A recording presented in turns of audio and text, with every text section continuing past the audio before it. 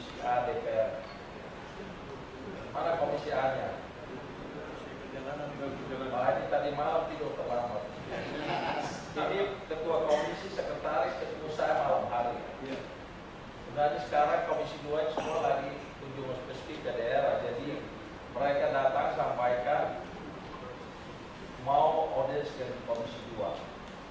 Nah saya pikir kalau mau tunggu sampai teman-teman kembali, kamu minggu depan baru ketemu. Kalau uang banyak tidak apa-apa, tapi pas-pasan kasihan. Pak Wahidin ini wakil ketua yang ditugaskan untuk menerima teman-teman soal aspirasi otonomi yang baru. Jadi saya kemarin kunjungan Surabaya, saya percepat juga beliau. Terima kasih karena pagi ini beliau meluangkan waktu untuk terima kita. Mungkin caranya Pak Sekna menjelaskan secara keseluruhan dulu. Karena seperti yang disampaikan Pak Wahidin tadi bahwa aspirasi pemekaran Maluku ini kan tidak masuk dalam sisa yang ditinggalkan periode lalu. Karena aspirasi itu dimasukkan baru sekarang. Waktu itu saya ada kunjungan ke sana bawa teman-teman Komisi 2 di kantor gubernur. Tujuannya untuk mendengar aspirasi teman-teman supaya disampaikan resmi. Kita bawa sampai di sini, saya boleh sampaikan background-nya ya, supaya kita diskusi lebih fokus. Sampai di sini, tanggal 16 Oktober tahun 2015, pemerintah sudah ajukan 2 legislatif. Saya ada bawa draft 1 dan 2 tentang kesayangan dan penataan daerah. Untuk Maluku itu dikurangi 1 kabupaten. Oleh karena itu kita suruh dikembalikan ke pemerintah. Karena semangat pemekaran daerah itu dalam semangat tujuan bernegara.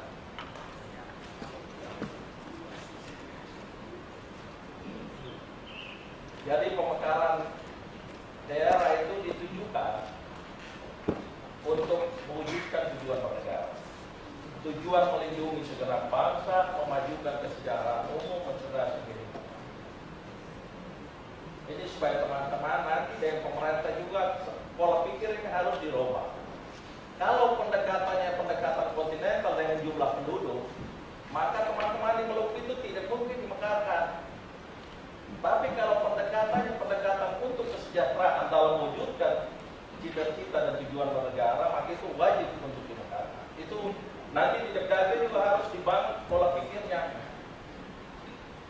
Dalam semangat melindungi, bagaimana kita lindungi kalau pulau yang terpencar di wilayah kelautan yang begitu luas, yang dilindungi, yang jumlah penduduk yang terbatas, lalu apakah itu tidak boleh dimekarkan? Saya kira tidak. Dalam semangat melindungi itu harus dimekarkan supaya kehadiran pemerintah ada. Memajukan kesejahteraan umum, bagaimana mensejahterakan kalau rakyat di daerah kepulauan di Arus sana, di belakang tanah sana, kita tidak sentuh apa yang mau disejahterakan. Kira-kira background-nya. Itu yang teman-teman nanti di sini dan di Ganji juga harus disampaikan ini mau dibangun republik ini. Kalau hanya pendekatan kontinental dan jumlah penduduk, itu tidak bisa. Untuk daerah-daerah seperti sana susah maju. Pengalaman pemekaran yang dilakukan di Maluku itu membuat Maluku lebih baik sekarang. Saya kan kemarin ke Ibu di SBT di sana. Dengan semangat pemekaran itu ada kemajuan-kemajuan yang tidak bisa kita pikir itu. Nah itu yang kita kembalikan. Tapi ini kemarin kita tutup itu di hotel Pak. Tapi ini baca itu di hotel Serpong. Dari Serpong. Dan ini supaya kita harus berjuang sama-sama. Tinggalkan kepentingan kelompok, kepentingan partai, harus satu kesatuan, berjuang. Ya, jangan kalau hanya satu dalam kepentingan nanti susah. Jadi berjuang sama-sama dengan semangat yang sama untuk kemajuan Maluku yang sama. Itu yang penting. Nah kemarin kita bawa 11 itu datang, saya sudah minta itu dimasukkan dulu. Tapi kan legal drafting mau diperbaiki ini lagi dibicarakan di DPR. Grand design. Grand design-nya direncanakan pemerintah dan DPR itu untuk 2 sampai 2025. Sekarang 9 tahun lah ke depan. Ke depan itu kira-kira setiap provinsi itu dibagi ideal berapa daerah yang harus dibuka. Ini tentu undang-undang kedua itu tidak berlaku. Yang berlaku sekarang undang-undang 23 yang pemerintah harus mengeluarkan, 23 mengamanatkan untuk mengeluarkan penataan daerah. Penataan daerah itu berarti dia melakukan evaluasi. Setelah penataan daerah lalu dia buat desain besar penataan sampai 2020. Itu harus persiapan. Dari persiapan itu kira-kira menunggu dapat berapa. Hanya kita harus berjuang dulu kuotanya. Setelah kuota diperjuangkan, ideal sampai 2025 berapa dimekakan, baru bicara soal daerah mana yang diprioritaskan untuk menempati kuota yang tersedia. Syarat berikut adalah bupati daerah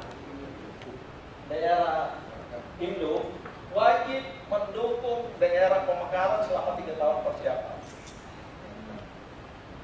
Supaya Terima kasih Pak Presiden. Silakan Pak Sekda.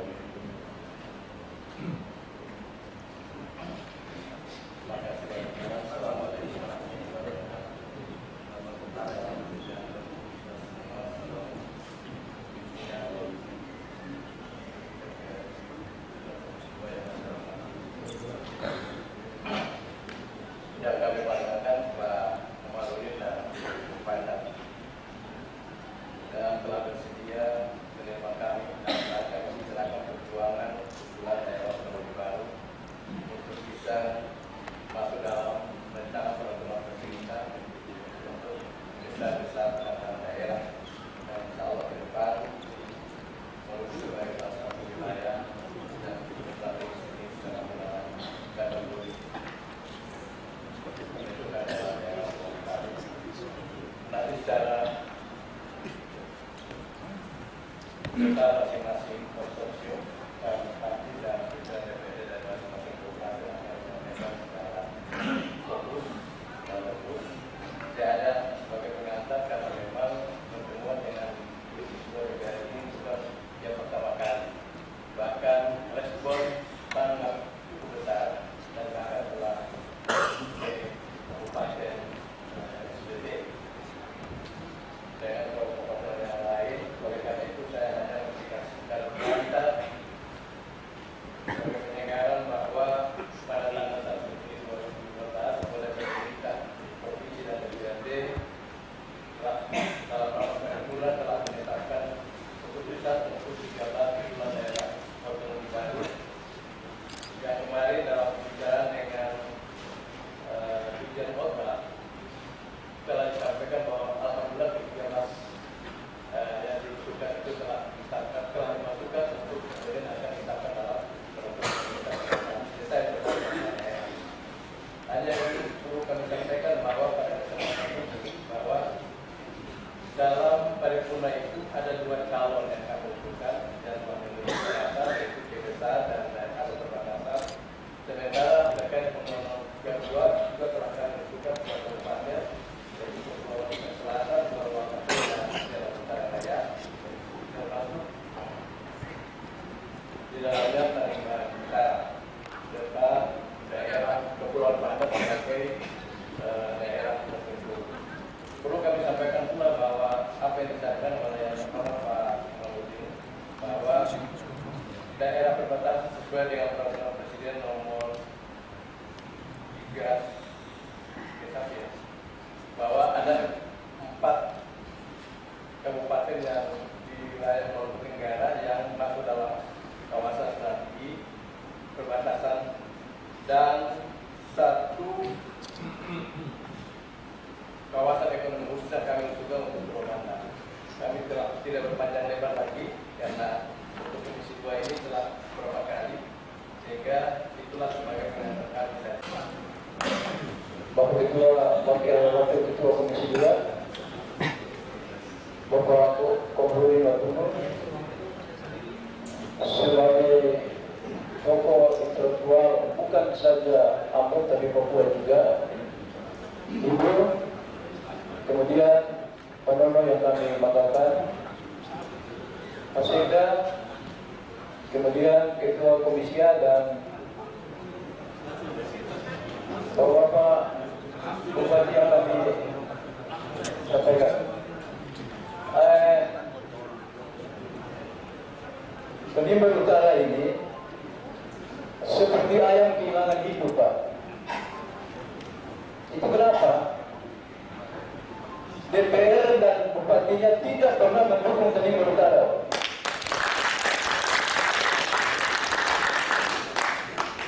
Kalau DPR menyampaikan tentang kondisi real Penimba Utara, menyampaikan secara utuh, bukan menyampaikan secara garis besar, tetapi menyampaikan secara utuh. Oleh sebab itu, sebelum saya menyampaikan, saya harus memberikan gambaran menyangkut Penimba Utara.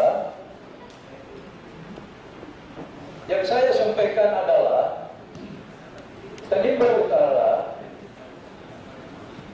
calon Kabupaten Penimba Utara khusus Kecamatan Penimba Utara Purwokerto itu umurnya sudah sekitar 57 tahun. 57 tahun. Waktu tahun 1999 sebelum NTB dimekarkan, ada 4 kecamatan: Kecamatan Dobo, Kecamatan Penimba Utara, Kecamatan Penimba Selatan, dan Kecamatan Kisar. Tetapi yang sudah dimekarkan adalah Kecamatan Dobo, Kecamatan Penimba Selatan, dan Kecamatan Kisar MBD. Sementara Penimba Utara ini sampai dengan saat ini itu tidak pernah dipikirkan. Pendekatan kepada bupati dan anggota dewan tidak pernah mendapat restui dari bupati dan anggota dewan.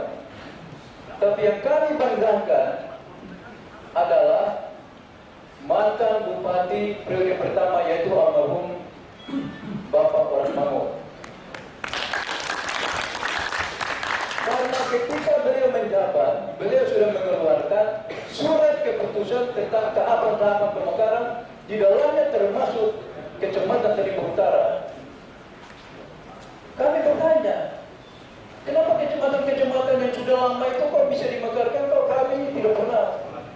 Minta maaf, Pak Sekda, Pak. Kami perlu menyampaikan, Pak. Betul, Pak.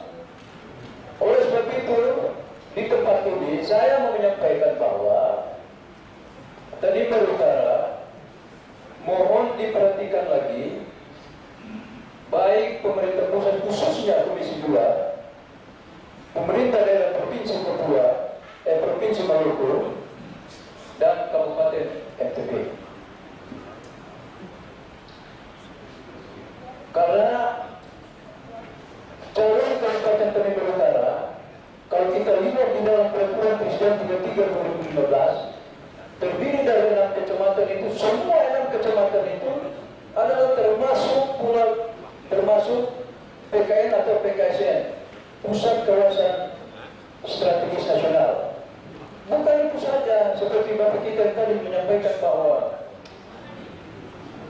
Sulawesi saja yang masuk PKSN, tapi Penimba Utara layak juga masuk di dalam PKSN, Pusat Kawasan Strategis Nasional. Itu karena apa? Penimba Utara juga adalah pusat pelayanan pintu gerbang.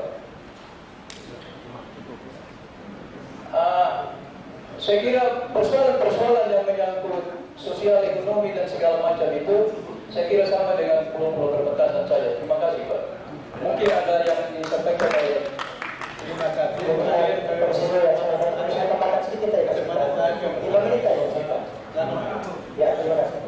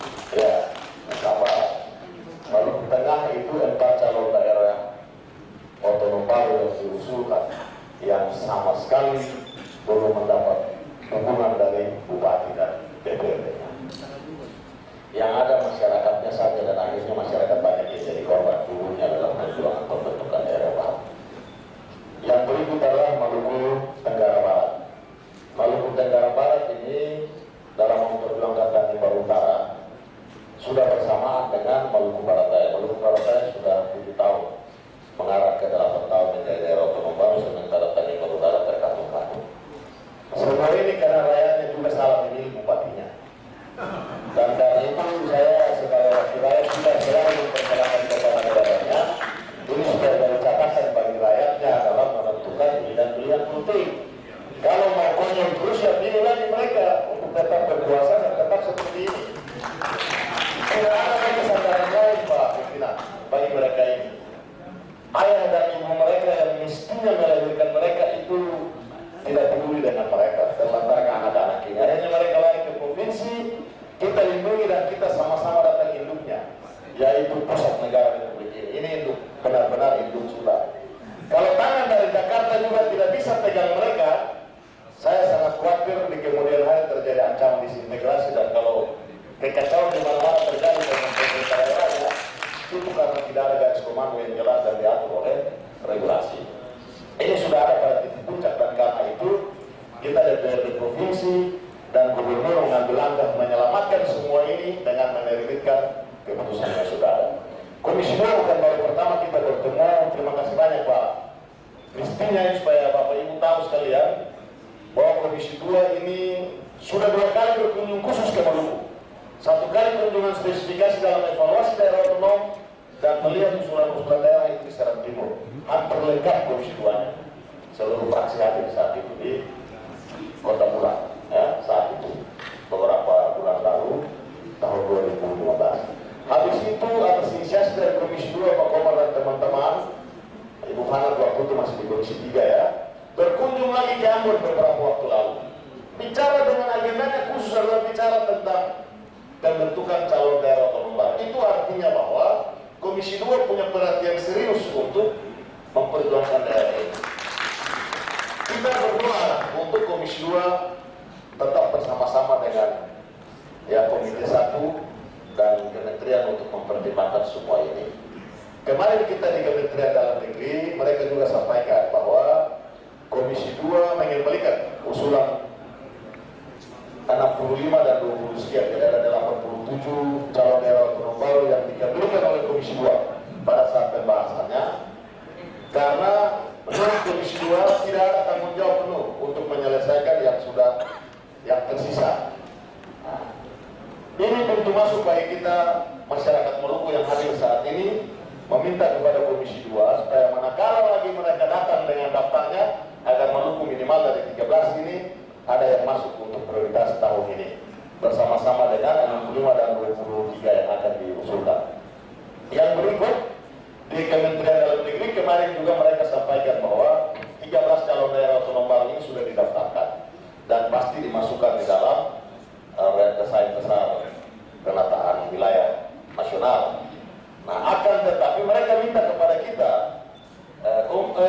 Kementerian Dalam Negeri hanya mengusulkan saja secara teknis administratif, tapi keputusannya nanti pembahasan dengan Senayan yang dimaksudkan adalah Komisi 2 DPR RI dan DPR RI lewat Komite 1.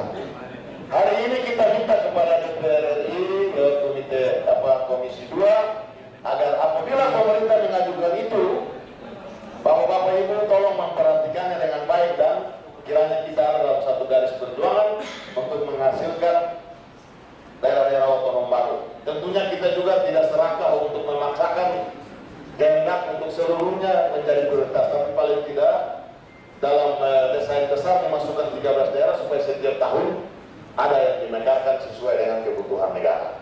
Bagi daerah-daerah yang masuk dalam kategori strategis nasional, kita minta perpanjangan tangan Pak, dari Komite 1 dan Komisi 2 untuk atas nama pemerintah Republik mekarkan saja, kan ada top down yang dipersiapkan 3 tahun. Kalau tidak, kita semakin membuat bupati ini keras kepala dan tidak mau sama sekali berpihak kepada rakyat. Kami khawatir Pak, saya ulangi lagi, kami khawatir kalau pada titik tertentu masyarakat yang mau dimekarkan ini akan melakukan perlawanan terbuka dengan pemerintah daerahnya, maka situasi keamanan dan tertib pasti terganggu dan merugikan kita, merugikan negara, merugikan banyak orang. Itu saja yang ingin kami sampaikan dalam pertemuan yang terhormat ini. Segera setelah 13 daerah ini dan RPP ya disahkan oleh pemerintah, ada petunjuknya, kita juga akan datang untuk menambah 1 provinsi Pak, Provinsi Maluku Tenggara. Terima kasih sudah memakai kesempatan dan kembali ke sekarang. Terima kasih Pak Ketua. Selanjutnya kami kembalikan kepada Ketua.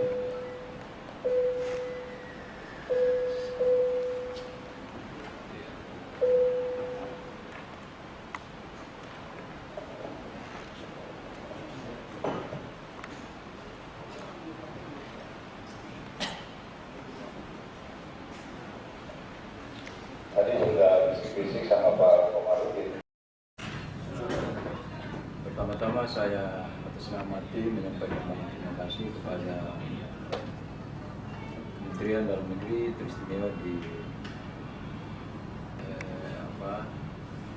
Direktur Otonomi Khusus dan DPUD. Walaupun Bapak Direktur pagi ini tidak sempat hadir, tapi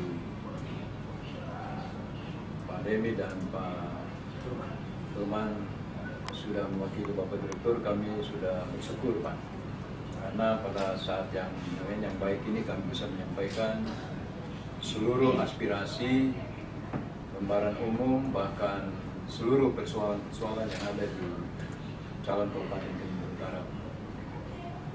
Oleh sebab itu sebelum saya masuk ke sana, izinkan saya untuk memperkenalkan tim yang ada di sini. Tim yang ada di sini kurang lebih sudah 1 bulan di sini. Sebagian besar mahasiswa juga sudah kembali karena mereka mengikuti kuliah tahun ajaran baru harus bayar SPP. Dan mungkin selesai malam ini ada sebagian kembali lagi Pak. Mereka dari jauh-jauh datang itu untuk apa Pak? Ini memperjuangkan wilayah mereka ini Pak, yaitu calon Kabupaten Kalimantan Utara. Yang ada duduk di sini sudah mewakili seluruh perwakilan yang ada di masyarakat di sana Pak. Yaitu ada dari tokoh masyarakat, tokoh adat, tokoh pemuda, kemudian tokoh mahasiswa dan tokoh perempuan. Jadi mereka sudah ada semua ini. Mungkin kalau sebagian besar mahasiswa belum pulang, ini mungkin ruangannya agak sesak. Tapi waktu kita mengikuti presentasi di Komisi 2 itu penuh Pak. Di belakang itu dikuasai oleh kami semua Pak. Tapi ada berbagai hal yang mereka tidak bisa meninggalkan, terpaksa mereka harus kembali dengan berat hati. Tapi itu merupakan pejuang atau cita-cita mereka yang utama, jadi mereka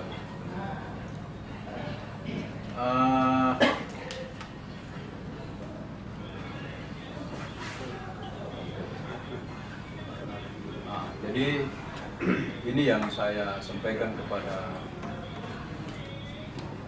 Pak Rumi yang dalam hal ini mewakili Pak Direktur yang tidak sempat hadir di pagi hari ini bersama-sama kita. Sekian dan terima kasih, kami kembalikan ke Baik, terima kasih Pak Alex dan rekan-rekan semua, mahasiswa, masyarakat adat, kemudian tokoh perempuan ini kita. Saya mau semacam beri gambaran dulu sebelum jangan mau presentasi, tapi kita nggak tahu bisa set up nggak di patung, kita punya soalnya teknisinya nggak ada gitu nih.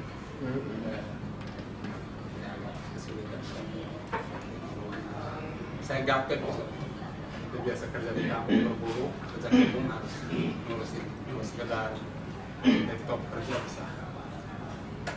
Baik, sebelum ke sana kita presentasi, saya ingin memberikan beberapa catatan. Pertama adalah setelah kemarin itu pertemuan dari ada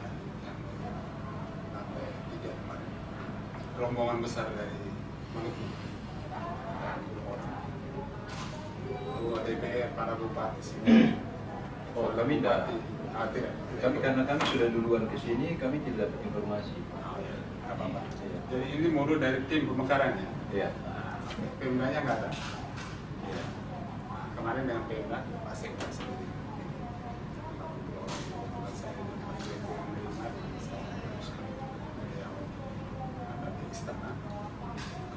Jadi pertama kami menerima dokumen ini dan catatan Pak Dirjen untuk menerima itu sekarang.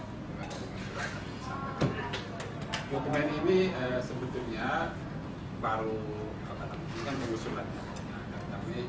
saat ini terdaftar seluruhnya 210 daerah yang dimekarkan sekarang dan semua merasa itu penting, atau bukan merasa tapi semuanya memang penting. Kita bangun pemikiran bersama. Namun dalam proses berjalan ini hasil evaluasi beberapa hari kemudian lahir Undang-Undang 23 yang baru. Dan inti Undang-Undang 23 itu adalah daerah harus ditata ulang.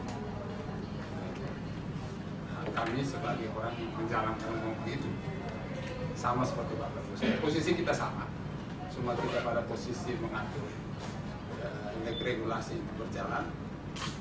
Bapak Ibu sekali penikmat regulasi, penikmat undang-undang dengan cara pandang berbeda. Tapi intinya adalah undang-undang lahir dan mengisyaratkan dua hal. Pertama adalah membuat peraturan pemerintah tentang penataan daerah. Nah, penataan daerah itu intinya adalah bagaimana persyaratan-persyaratan yang seperti dokumen ini yang sekarang Bapak Ibu sampaikan untuk memproses suatu daerah pemekaran.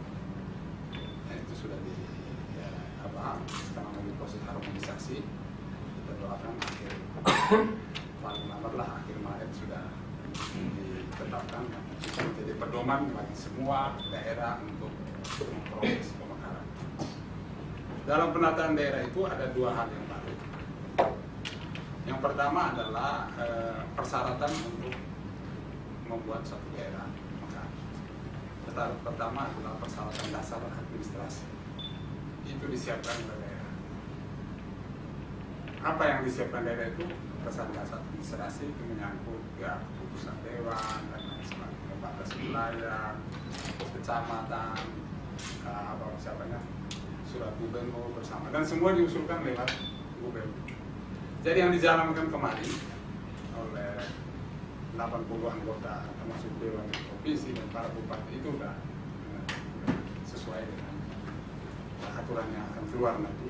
Nah, karena aturan ini membuat PP itu kan sangat terbuka, jadi semua orang mengatur prosesnya setiap hari.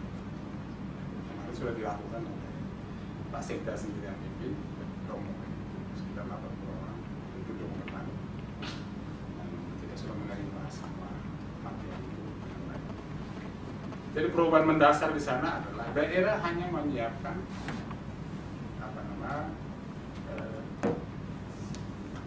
kelengkapan yang namanya administrasi.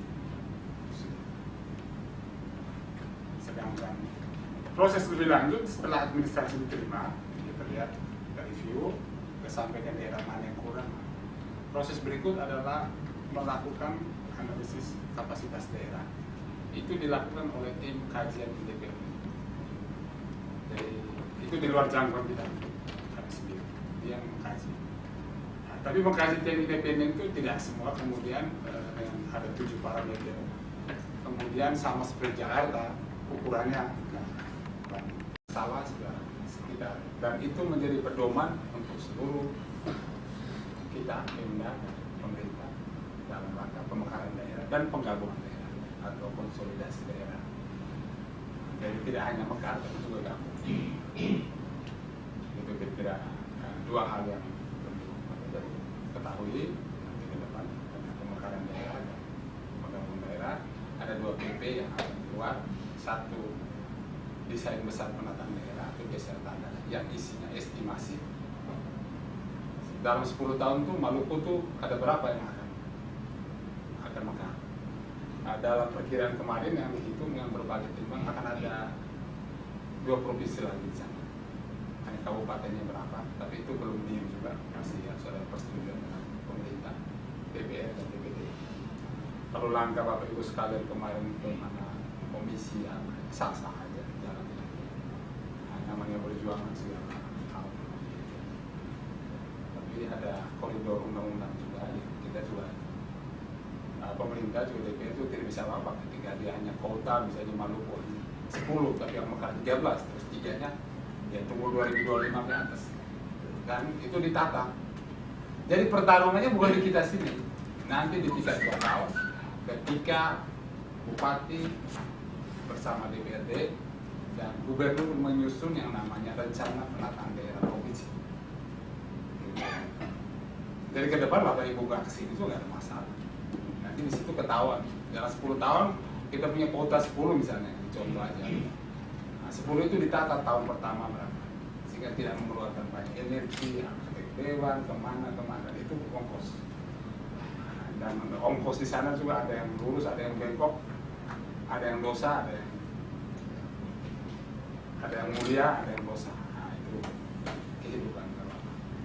Tapi ini adalah penataan daerah. Terminologi dalam penataan daerah, bukan pemekaran daerah. Di sana ada penataan daerah, ada pemekaran dan penyesuaian. Pemekaran seperti ini, penyesuaian daerah mungkin bisa terdapat satu kabupaten dibentuk oleh 3 induk, baru dan lain sebagainya. Atau 2 provinsi karena mungkin budayanya berbeda, membentuk 1 provinsi dari 2 provinsi atau dari 3 provinsi misalnya. Dan itu dimiliki oleh undang-undang yang baru sekarang. Itu kira-kira Pak gambarannya. Jadi nggak usah khawatir kalau ada kuota jadi gampang dan pertarungannya di tingkat provinsi. Kalau misalnya ada Maluku 10 kota, ya tinggal pagi-pagi teman. Kalau belum ya berarti, tapi itu dalam 10 tahun. Dari 10 tahun, sehingga kemudian teratur.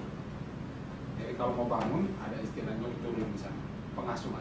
Jadi kalau induk mau melahirkan anak, dia harus asuh sampai dia dewasa. Sangat otonomi daerah yang antara lain bekerja untuk membahas pemekaran penataan daerah. Tapi sebelum ke sana saya memperkenalkan diri. Oh, ini ada Pak Turman. Mari Pak Turman. Salah satu pejabat di tempat saya, kepala seksi saya. Saya sendiri Kasubdit. Kita menangani wilayah timur Indonesia dari mulai dari utara dan Sulawesi dan Maluku. Saya nama lengkap Remigius Cornelius, tapi panggilannya sekarang Menremi lah, Maluku suka Menremi. Saya harian bertugas memfasilitasi aspek penataan daerah, penataan dalam arti umum. Salah satunya adalah pemekaran pengkabupaten. Nah ini Pak Turman. Ini juga jauh lebih pengalaman dari saya karena duluan di sini. Mulai sampai beliau banyak makan asam garam menuju wilayah Maluku dan lain sebagainya. Proses pemekaran sendiri jadi dengan kegembiraan. Selamat datang Pak Alex ya. Sama nama kami saya Arlet, Thomas, Remigius, Cornelius, sama. Kita dulu izin ya di Malang saya dulu kami ada klub Tanimbar selalu lawan Lokomora. Jadi kita kompaknya biasanya di Lapo.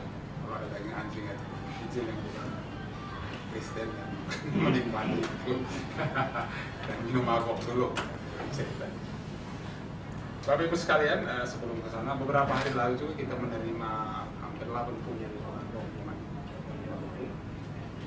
Mungkin Tanimbar bagian dari itu. Karena ada teman saya dulu di LP, Golkar dan sebagainya. Dharma, kebetulan adik saya dulu bekerja di Tua Komisi. Sekarang di Komisionaris di sana. Saya pernah ke sana sendiri. Bagi kita ada beberapa, saya tidak tahu itu yang diminta itu bagian dari masuk bagian yang kemarin sampai ke 13 daerah. Iya, Pak. Satu ya. Oke. Jadi itu yang pertama. Kita sudah menerima tamu itu dan cerita banyak 2 hari. Itu saran saya sudah disampaikan, kalau sudah sampaikan berarti kan mereka sudah terregister. Ya, kami udah presentasi juga Pak. Ya, nggak apa-apa. Kan Bapak presentasi di sana, di sini kan baru sekali ini Pak ya. Nah, jadi kalau ditanya memang itu ini pernah presentasi di sini, tapi kan saya tidak bilang itu. Nah, mudah-mudahan kalau nanti pada saatnya rapat itu meminta rekomendasi Pak Menko misalnya suatu saat itu ya, jadi kita akan bikinkan. Tapi sekarang ini kita sama-sama menunggu. Saya kemarin beberapa 2 minggu yang lalu saya minta Dirjen Oda memaparkan kegiatan tentang pembahasan 2 LPP tentang Grand Design Penataan Daerah sama LPP tentang penataan daerah. Dulu namanya PP tentang pembentukan, penghapusan dan penggabungan daerah otonom. Tapi sekarang PP-nya berupa baru. Saya punya konsepnya yang kemarin dikirim ke Mendagri pada Menko simpan saya. Saya punya dokumen itu.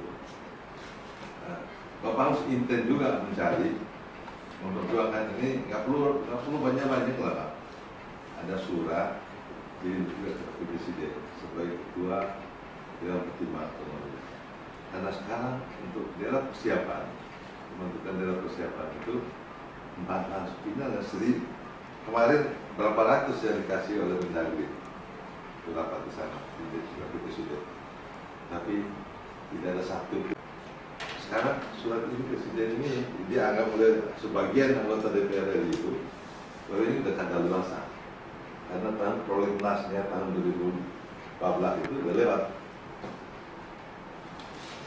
Saya bilang sebetulnya ini dokumen asli, saya bilang, tapi tetap aja DPR, namanya DPR juga begitu Pak. Saya juga susah juga menghadapi DPR.